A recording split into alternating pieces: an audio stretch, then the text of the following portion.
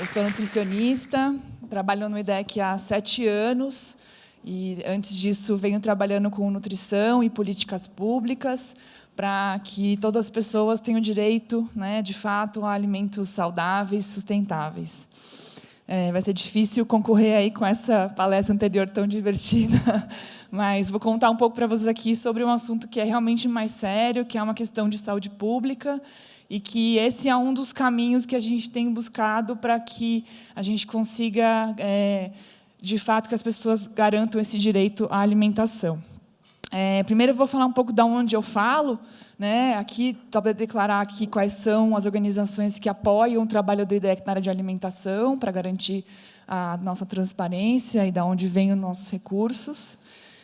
O IDEC é uma ONG que trabalha há mais de 30 anos na defesa dos direitos dos consumidores, tem como missão não só levar a educação, garantir ética nas relações de consumo, por meio de políticas públicas que vão garantir esses direitos para toda a população, seja ela mais vulnerável, seja ela menos vulnerável. O IDEC atua de forma independente de empresas, de partidos políticos, não aceita nenhum tipo de recurso que venha dessas fontes, e, por isso, depende muito do apoio de pessoas físicas, de consumidores, que são associados do IDEC e contribuem com o nosso trabalho, e também por fundações, como eu já mostrei anteriormente, que apoiam projetos específicos de acordo com o tema e com áreas de interesse. Eu sou responsável pelo programa de alimentação saudável, mas tenho várias outras áreas que o IDEC também atua em relação à garantia dos direitos dos consumidores, que é um tema bem amplo e vasto. Obviamente, não vou falar para vocês sobre isso, para saberem que é esse contexto de onde eu falo. E nós atuamos em muitas frentes, diferentes frentes, para a garantia desse direito à alimentação, que vai desde a produção de alimentos orgânicos, escolas saudáveis, amamentação.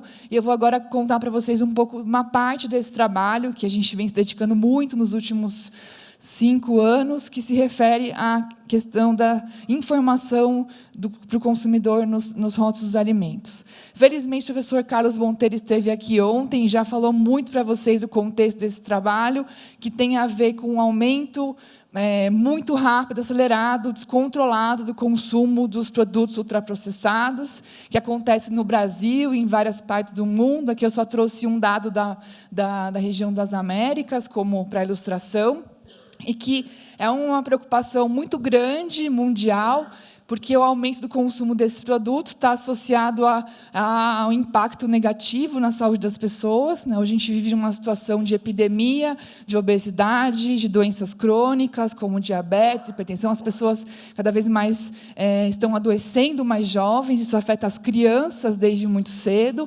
Isso é uma carga de doença que é carregada ao longo de toda a vida. Até hoje, nenhum país do mundo foi capaz de reverter esse cenário, de obesidade e doenças crônicas. Existem muitas iniciativas que estão buscando encontrar soluções, quais são esses caminhos, como fazer para resolver isso, mas, até hoje, vou mostrar para vocês aqui algumas pistas, mas ainda a gente está tentando entender o que está acontecendo. E já temos várias provas do que está acontecendo. Uma delas é uma grande influência do marketing, das estratégias de vendas de produtos não saudáveis para a população mais carente, que leva os produtos como sendo produtos incríveis e produtos com embalagens menores, que geram mais lixo, mas que são mais baratos, que fazem as pessoas terem uma relação de eu vou consumir esse produto, eu vou me sentir mais parte desse mundo. Enfim, aqui é só um exemplo de uma reportagem do New York Times, que mostrou no Brasil, no Chile, já em vários países do mundo, quais são esses tipos de estratégia que estão modificando o nosso sistema alimentar e fazendo com que esse tipo de produto seja mais acessível para a população em relação aos alimentos que não são saudáveis. E, além disso, muitas empresas ainda têm práticas abusivas e ilegais em relação aos direitos da população e do consumidor. A gente tem um sistema de defesa do consumidor que tenta punir e fazer com que as empresas cumpram o que está na lei, mas a gente ainda tem muitas práticas que ainda são ilegais. Empresas que informam o consumidor de forma enganosa, que colocam produtos que não estão informando corretamente. Enfim, a gente tem vários exemplos de publicidades e de informações enganadas para o consumidor que são multados e muitos outros que ainda não são, né? Então, esse é um cenário que a gente vive hoje. E isso aqui é só para vocês saberem que a gente já tem consolidado todo um conjunto de pesquisas e evidências que mostram que a gente precisa de ação política, a gente precisa de políticas públicas que mudem esse cenário. Existem já vários caminhos a serem seguidos, mas que há uma inércia por parte dos governos, dos responsáveis em garantir essas políticas, a tomar atitudes em relação a isso. Esse ano foi publicado ano passado, faz um ano já, o Lancet publicou um relatório falando sobre a sindemia global, que é de obesidade, desnutrição e mudanças climáticas, mostrando como a relação do sistema alimentar, o impacto da produção de alimentos nas mudanças climáticas, que está gerando não só esse impacto no meio ambiente, mas também em relação à saúde da população.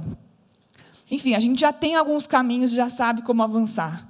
A gente já sabe que já foi testado e não funcionou, a gente olhar apenas para a educação e culpar o indivíduo por suas escolhas. O que quer dizer isso? É você falar, olha, você que está fazendo errado, você que está comprando tudo errado, você que não sabe se alimentar, você que não tem informação sobre isso, os pais, olha, você pai que não está conseguindo alimentar seu filho corretamente, quando, na verdade, ele está vivendo todo um ambiente que não está favorecendo que as escolhas mais saudáveis sejam mais fáceis. Por quê? São escolhas mais saudáveis que costumam ser cada vez mais caras, não tem a publicidade agressiva em relação a elas, falta informação para o consumidor clara sobre o que ele está consumindo, e os espaços que as crianças, nesse caso, né, mas tem outros, que a gente ocupa, nem sempre estão oferecendo escolhas saudáveis. As pessoas que usam transporte público todos os dias, aqui em São Paulo, por exemplo, nem sempre têm acessíveis o consumo de alimentos saudáveis, mas as estações aí de metrô, os pontos de ônibus, estão cheios de alimentos ultraprocessados. Então, é esse tipo de acesso físico também que a gente precisa facilitar para as pessoas. E aí, o que a gente precisa avançar para isso, um dos caminhos é em relação à rotulagem. Aqui é só para ilustrar que a gente usa um termo técnico que a gente chama de ambiente alimentar, todo esse contexto da alimentação em que a pessoa acaba sendo ficando ali com difícil de escolher, né? As pessoas têm escolhas, claro, elas vão poder lutar por isso, tudo mais, mas quanto mais vulnerável é a população, quanto menos recurso ela tiver, mais suscetível ela vai estar ao que o ambiente vai conseguir oferecer para ela. E é por isso que a gente tem que incidir no ambiente e não só focar nas escolhas individuais. E aqui é um exemplo disso, né? Então, por exemplo, o que é um ambiente alimentar que está provocando essa obesidade? É um ambiente alimentar que não tem informação nos rótulos, que a publicidade é agressiva e ostensiva, os produtos ultraprocessados estão em todas as partes, hospitais oferecem ultraprocessado, a comida de verdade, né, a comida de verdade que a gente tanto está falando aqui, que tanto tem aqui nesse espaço, ela não está acessível para todo mundo. A gente tem falsa educação nutricional, claro, educação, eu não estou aqui de forma alguma querendo excluir a educação, ela é um pilar fundamental e tem que estar presente em todos os momentos. E também um ponto importante é em relação a como as políticas são construídas. Quem determina qual vai ser a política que vai ser priorizada, que a gente sabe que tem conflitos de interesse comerciais que influenciam e determinam, muitas vezes, o caminho dessas políticas. Então, focando agora sobre rótulos, tá? Agora que vocês já entenderam um pouco desse contexto geral, tem muitos caminhos, muitos países hoje no mundo que adotam sistemas de garantir a informação para o consumidor sobre o conteúdo nutricional dos alimentos na frente das embalagens. Aqui tem só alguns exemplos de modelos adotados no mundo todo.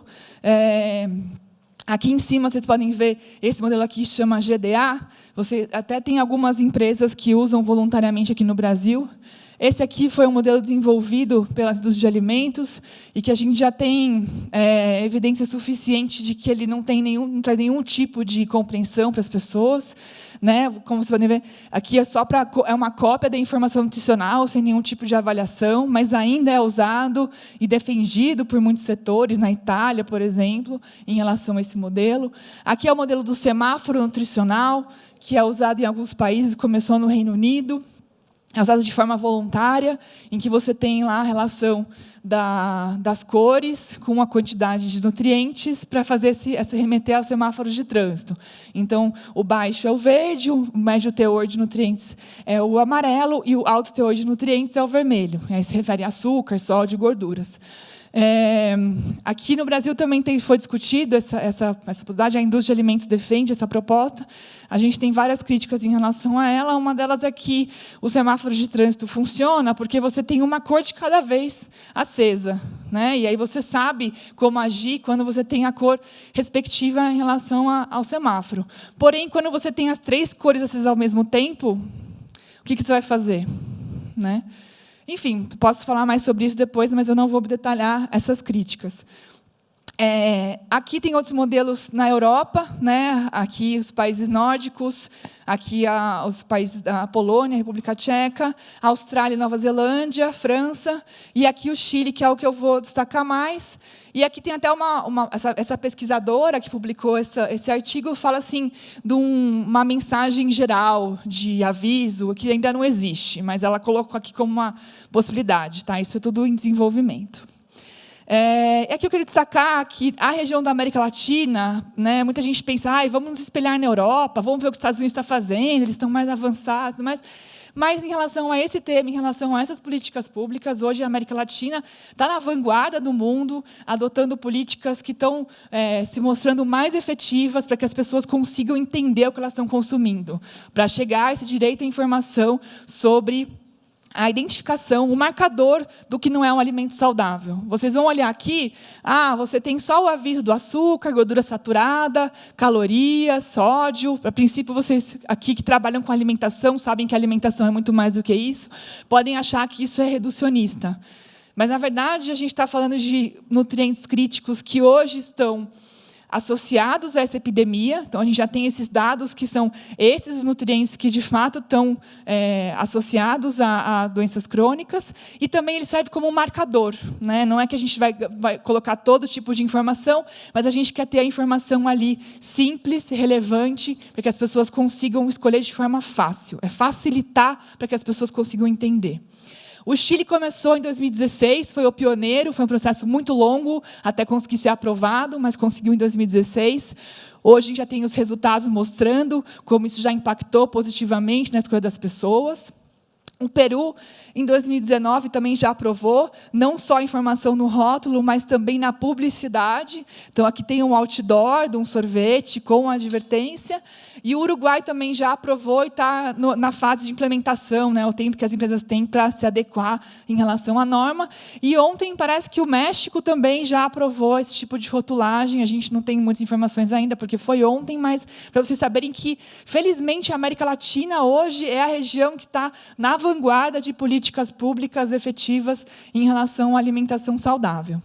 No Brasil, a gente vem trabalhando nisso. O IDEC desenvolveu uma proposta nesse formato de triângulos, inspirado no do Chile, porém com a ajuda de designers. A gente fez uma parceria com designers da UFPR, que trabalham com design da informação, e analisaram qual seria o símbolo, qual seria o formato, a cor, a tipografia, a posição na embalagem, que seria mais fácil de visualizar e detectar para o consumidor. Então, por isso que a gente mudou de octógono, né, que é o formato do Chile, que é uma forma geométrica mais complexa. Quando você aplica em tamanhos menores, nem sempre você vai identificar bem qual que é aquele formato.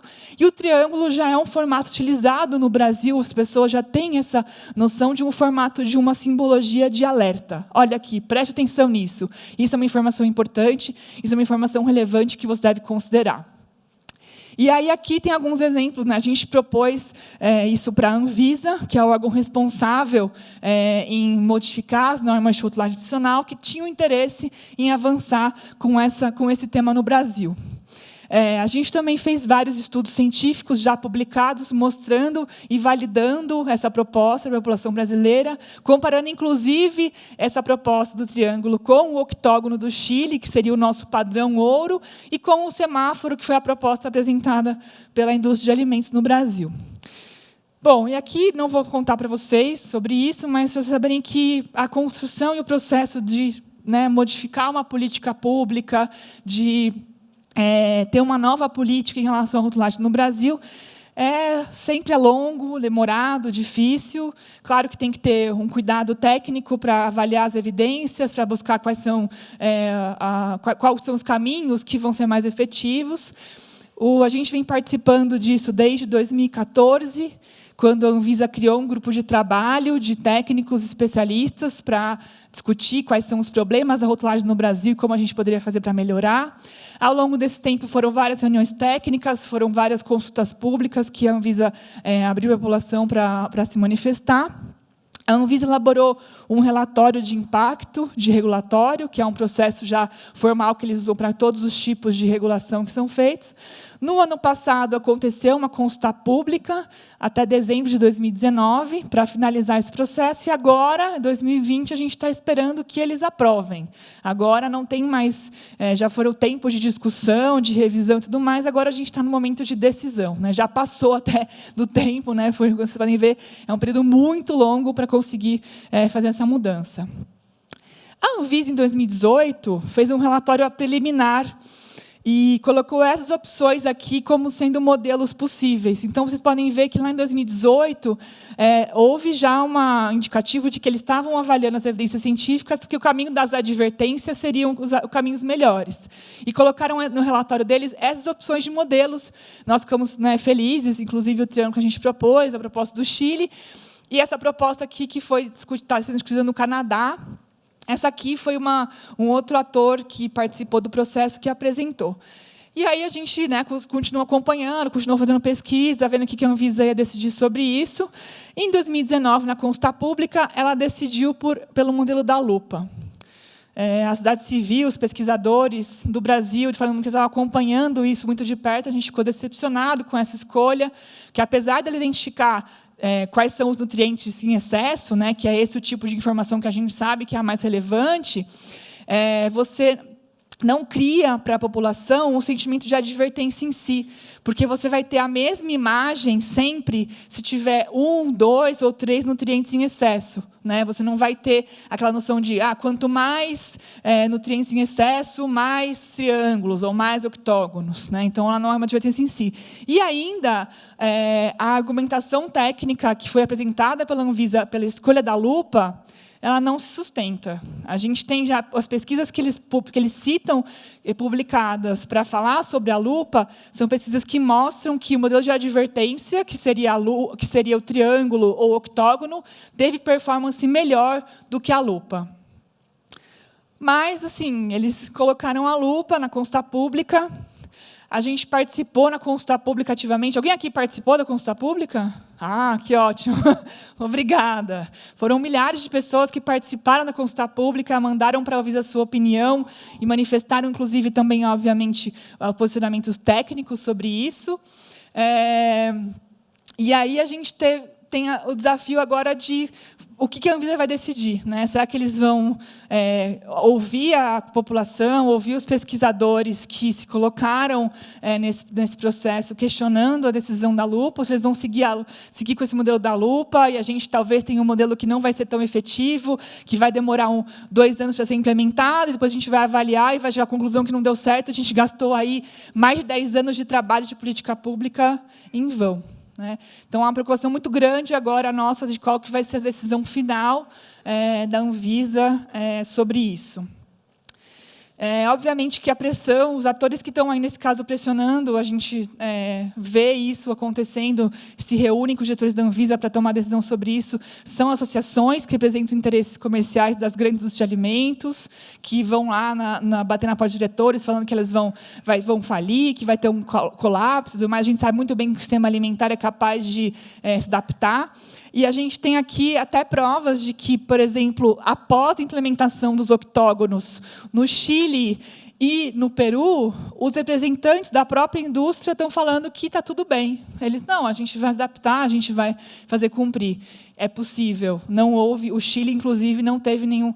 Aliás, teve outros problemas no Chile políticos que não têm a ver com a questão da rotulagem. Então, para vocês saberem que hoje esse é o desafio que a gente tem, de defender os interesses da saúde pública em relação aos interesses comerciais. Espero que vocês acompanhem também esse tema de perto. A gente tem divulgado nas redes sociais do IDEC, IDEC e da Aliança pela Alimentação Adequada e Saudável. E vamos manter vocês informados e contando com o apoio de todos para que a gente tenha o melhor desfecho possível para a população. Muito obrigada.